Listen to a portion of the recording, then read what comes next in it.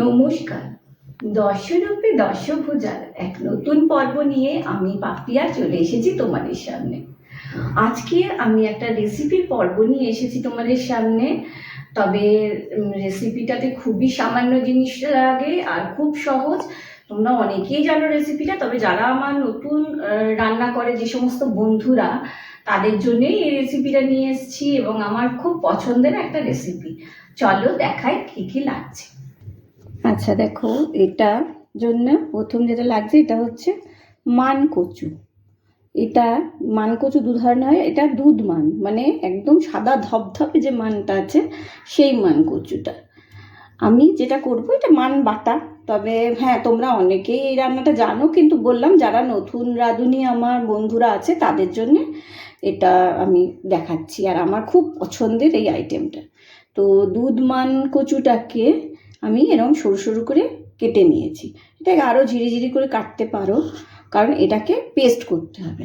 তাহলে লাগছে এই দুধ মান কচু, এটা আমি 1 বাটি নিয়েছি। আর দেখো, 1/2 বাটি নারকেল কোড়া। এখানে লাগছে সর্ষে আর কাঁচা লঙ্কা আর অল্প হলুদ দিয়ে এটা সর্ষেটা বাটা হয়েছে। এখানে 3 চামচের মতো, 4 চামচের 3 থেকে 3.5 চামচের মতো সর্ষে বাটা রয়েছে। আর লাগবে 2টো কাঁচা লঙ্কা আর কালো জিরে। আর কি লাগছে দেখো, আর লাগছে নুন আর সর্ষের তেল। এটা সর্ষের তেলে হবে। তো আমি প্রথমে কি করছি বাটাটা সেটা তোমাদের দেখাচ্ছি। এইবার দেখো, মিক্সির মধ্যে আমি এই মান কচুটা দিয়ে দিলাম। পুরোটা দিচ্ছি না, কারণ কি বলতো, অনেকটা রয়েছে তো ভালো করে বাটা হবে না পুরোটা দিলে। এটা দিলাম নারকেলটা হাফ দিয়ে নিলাম, একসাথে মেশাবো করে। আর সর্ষে বাটা যেটা ছিল, এটা সর্ষে বাটাটাও দিয়ে দিলাম। আর দিয়ে দিলাম কাঁচা লঙ্কা হাফ, এটা দিলাম হাফ বেটে নিই, তারপরে মানে মিক্সিতে পেস্ট করে নিই, তারপরে বাকিটা দেবো। এই দেখো, আমি মান কচুটা নারকেল দিয়ে লঙ্কা সর্ষে দিয়ে বেটে নিয়েছি। এবার আমি এখানে দেখো 2টো ভাগ করে রেখেছি। এবার তার কারণটা বলি। দেখো, এই যে বাটাটা রয়েছে এটা হচ্ছে দুধ মান কচু কাঁচা, যেটা বাটা খাই। এবার কাঁচা বাটাটা আমরা খাবো, আমি আমার হাজব্যান্ড আমরা এগুলোকে খাবো। তো এতে সর্ষের তেল একটু বেশি করে আর নুন দেব, এতে নুন দেব, দিয়ে এটাকে মেখে নেব। এটা হচ্ছে কাঁচা বাটা দুধ মান কচু, এটা দুর্দান্ত টেস্ট। তবে 2টো কেন ভাগ করেছি তোমাদের বলি। এটা হয়ে গেল, এটা আর কিছু করার দরকার নেই। এটা আরেকটা করতে পারো, তেলের মধ্যে একটু কালো জিরে ফোড়ন দিয়ে সেই তেলটাতে ঢেলে দিতে পারো, সেটাও করতে পারো। আমি সেটা দিই না, কারণ এখানে কাঁচা তেলটাই দিই।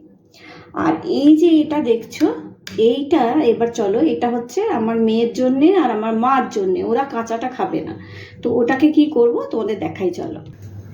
এই দেখো, ননস্টিকে তেল গরম করতে দিয়ে দিয়েছি। এর মধ্যে এই যে কালো জিরেটা ছিল এটাকে দিয়ে দেব। কালো জিরেটা দিয়ে দিলাম, তেলটা আর একটু গরম হবে। কালো জিরেটা যখন একটু ফুটতে শুরু করবে তেলের মধ্যে, দেখো হয়ে গেছে। এইবার এর মধ্যে এই যে বাকি যে আরেকটা বাটিতে ছিল মান বাটাটা, সেইটা দিয়ে দিলাম।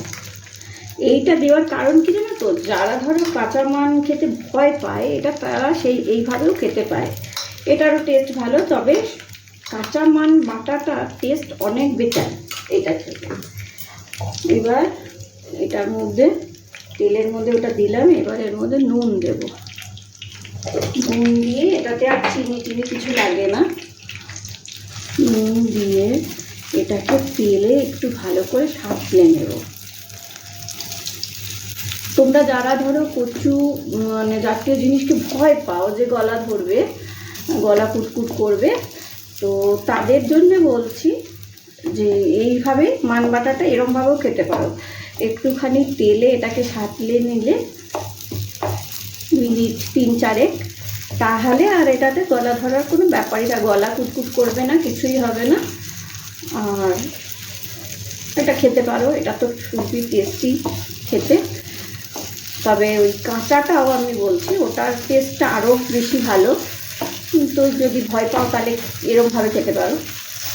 কিন্তু সাধারণত দুধমান কচু সহজে গলা ধরে না, যদি ধপধপে হয় কচুটা তাহলে গলা ধরার চান্স থাকে না। এবার দেখো এটাকে এরকমভাবে সাঁতলে নেবো। এটা যখন সাঁতলাবে না কালারটা একটু চেঞ্জ হতে থাকবে, কালারটা একটু গ্রিন গ্রিন কেমন একটা হয়ে যায়, মানে সাদা ধপধপে ভাবটা থাকে না। এটার মানে এটা সাঁতলানো হয়ে যাচ্ছে। এটাকে 3-4 মিনিট সাঁতলে এবার নামিয়ে নেবো। এই দেখো বানানো হয়ে গেছে আমার দুধমান কচুর বাটা। এটা হচ্ছে কাঁচা বাটা যেটা বললাম, আর এটা হচ্ছে একটু তেলে সাঁতলে নেওয়া। যারা ভয় পাবে গলা ধরা নিয়ে তারা এরম করে খেতে পারো।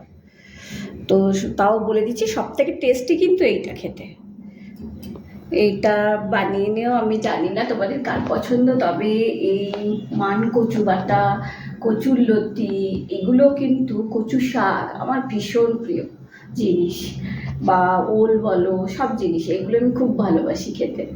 তো এটা বানিয়ে নিয়ে দেখো, ভালো লাগবে। আর আমি তো বললাম বাঙালি সব কিছুই ভালো জিনিসের স্বাদ নিতে জানে, সেখানে তাদের কোনো বিরোধ নেই। তো বানিয়ে খেয়েও, গরম ভাতে এটা খুব ভালো লাগবে।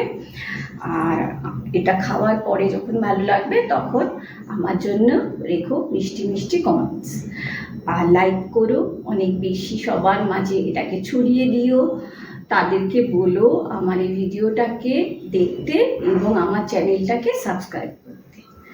আজ আর বেশি কিছু বলছি না, সুস্থ থেকো, ভালো থেকো, সাবধানে থেকো সবাই। চলি।